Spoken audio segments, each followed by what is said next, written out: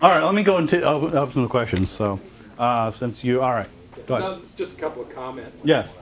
Had they been armed with the specific information that she claimed to have given them, not only could they look it up in the telephone book, 20 minutes after that, they could have found out whether any of those people registered cars that fit the description. Right. That where they just walk out to their house and look at the car, look at the license plate, look at the tires.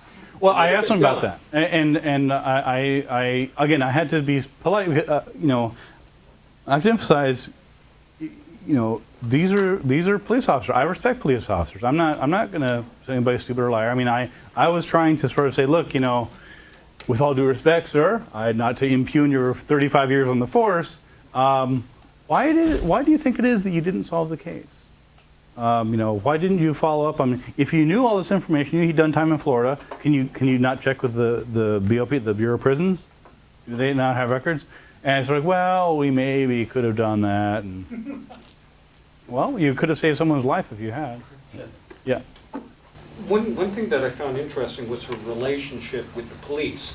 That is to say, even if there was a case where they held back that the woman was stabbed, and she said, well, why were you lying? She could have heard it from one cop and related it to another cop. Right. Do you find, first of all, what was her nature with her social arrangements with dealing with police? And do you find that that's common among psychic detectives, that they're sort of police buffs? Yeah, that's actually an interesting question. I couldn't get too far into it. I actually only interviewed Nancy Weber at the very end, like right before. In fact, it'll be interesting to see how to edit it, because I interviewed her. The very last thing I did 2 weeks ago when I wrapped up this case is I asked her about it. I didn't really get into. I only had limited time because she had a $200 phone call coming in, and so it's actually interesting because as I'm pointing out these inconsistencies, well, you know, because the police say something different. After a while, she's like, "I really got to go. I'm terribly busy with time." Do you find that skepticism makes people very busy too? Yeah, it's really odd. People will argue with me forever, and then when they start getting back to the corner, suddenly they have better things to right, do. it's something like, yeah. Well, but to answer your question, what you find is that in this particular case, and again, that's an interesting angle to go at. You know, obviously, Weber knew Moore, not Hughes, before, so they were friends. Now, what the nature of that friendship was, he had said that he had, well, he didn't say, initially, neither one of the police had used her in subsequent investigations. Now, they both said they would have, it just didn't come up. They just didn't happen to have something they needed a psychic detective on. But, right, that'd be easier.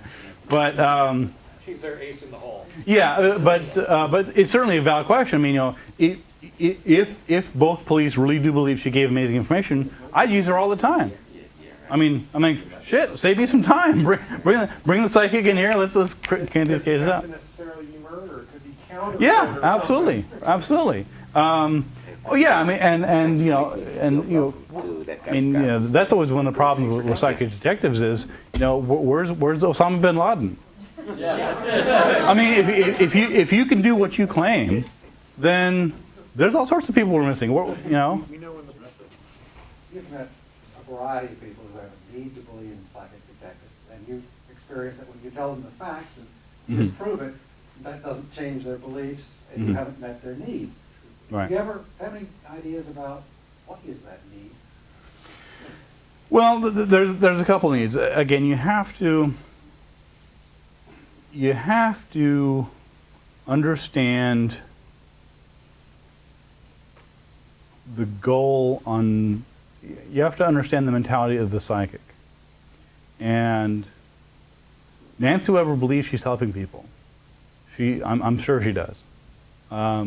Most of them sincerely believe that they're helping, and they see themselves as nurturers. I mean, they may charge $200 for it, but they believe they have a gift, and they're trying to help in their weird, non-helpful way.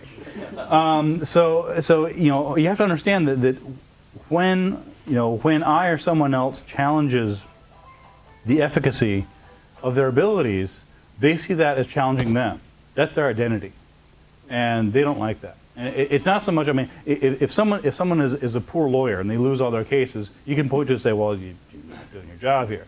If someone's screwing things up, but if they're a psychic detective, or any psychic, in fact, I mean, I've dealt with other psychics as well, which Scott and I talked a little bit before, but that's part of who they are. And that's part of why it's so ingrained in them, is that they don't, and when you point out, say, look, it's not working. You're not solving the cases. Just step outside your little bubble here and look at the facts. Look at your track record. And they're like, but I got this right. The serial killer, his last name did start with a K. He was from Florida. And I'm like, you're right. That's not what you said. But I'm sure she believes that she said that. And to her, it's like, well, I don't care whether the police remember that or not. That's what I said. And there's no tapes, there's no records, there's nothing written. And so there's this need to believe, and there's also, of course, for the families of the missing persons, they don't care where the information comes from. If a psychic, I mean, if I have a 14-year-old daughter and she's missing, I'll listen to a psychic. What the hell? I'm desperate. I mean, if the police aren't doing anything, I'm putting up missing persons flyers all over the neighborhood, and some psychic says, I think your daughter may be in the next town over. Why wouldn't you listen to it? You got nothing to lose. Yeah.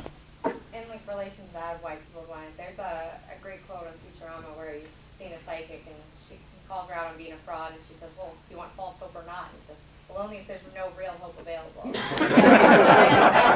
the big thing. Is people are like, "Well, I don't really have any real hope, so Right. this is something." It's better than nothing, and that's hard to argue. I mean, if you're talking to somebody who, and actually, let me just tell you a quick story. There was in the case of I'd mentioned the Haunting Evidence series of Carla Barron, and there was a case of a woman in Atlanta.